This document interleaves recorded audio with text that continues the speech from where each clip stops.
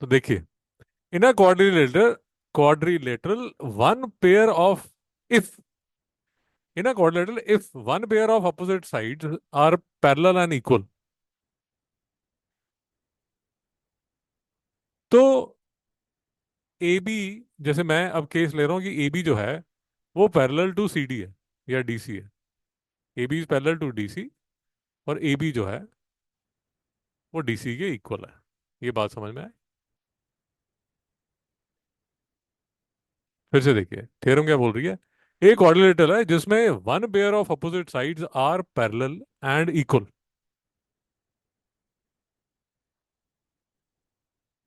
मतलब ये जो पेयर है, ये वाला जो पेयर है, this is parallel to this, और ये वाली जो साइड है वो इसके इक्वल है। तो मैं ये क्लेम कर रहा हूँ कि देन इट्स अ पैरेललोग्राम।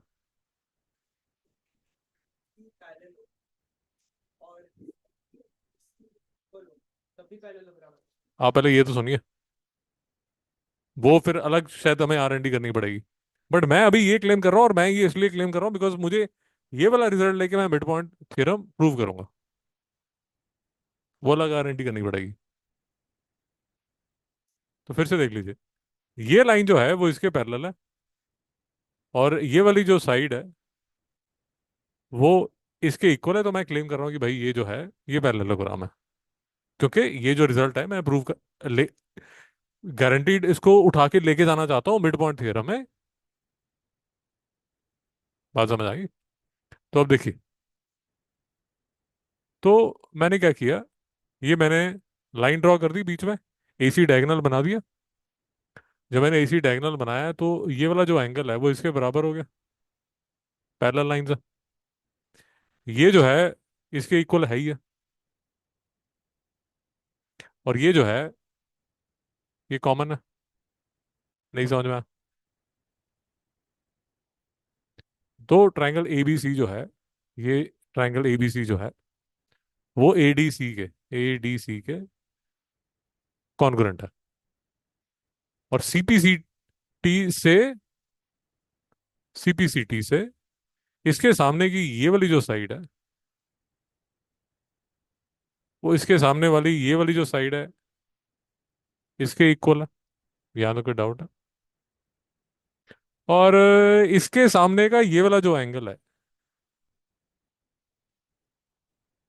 ये वाला जो एंगल है वो इसके सामने का ये वाला जो एंगल है इसके इक्वल है। कोई डाउट है? तो ये थीटा है, ये थीटा है। अब देखिए, ये बन गया जेड। समझ पा रहे हैं? जेड बन गया ना। तो फिर कहने का मतलब ये वाली जो लाइन है वो इस लाइन के पैरेलल है।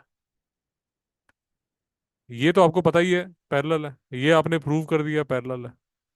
तो ये जो है ये पैरेललोग्राम है।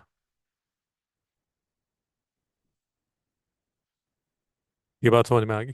मैं थ्योरम यार फिर से बता दूं, बिकॉज मैं इसको यूज करूंगा।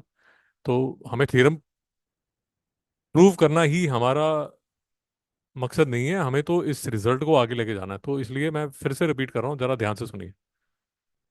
सो कहने का मतलब, कोई कोऑर्डिनेटर अगर है, कोई कोऑर्डिनेटर ऐसा बनता है जिसमें ये वाली जो लाइन है वो इसके पैरेलल है,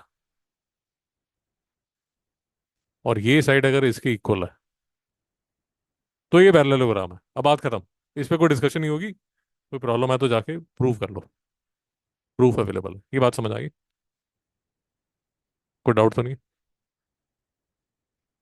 अब इसको लेके मैं मिड पॉइंट थ्योरम पे आऊंगा। और मिड पॉइंट थ्योरम का यार आपको देखना पड़ेगा कि मिड पॉइंट थ्योरम, सी मैं इसलिए इंसिस्ट कर रहा हूँ कि आप थ्योरम्स के प्रूव कर लीजिए, शायद आपके रिजल्ट में ना आए, बट अगर आप थ्योरम के प्रूव कर लेंगे तो आप जो क्वेश्चंस है ना यार, वो क्वेश्चन ना बड़ी जल्दी आप कर पाते हैं। क्वेश्चन जो है ना वो जल्दी हो जाते हैं अगर थ्योरम के प्रूफ आपको ठीक तरह समझ आते हैं। भाई बात समझ आएगी?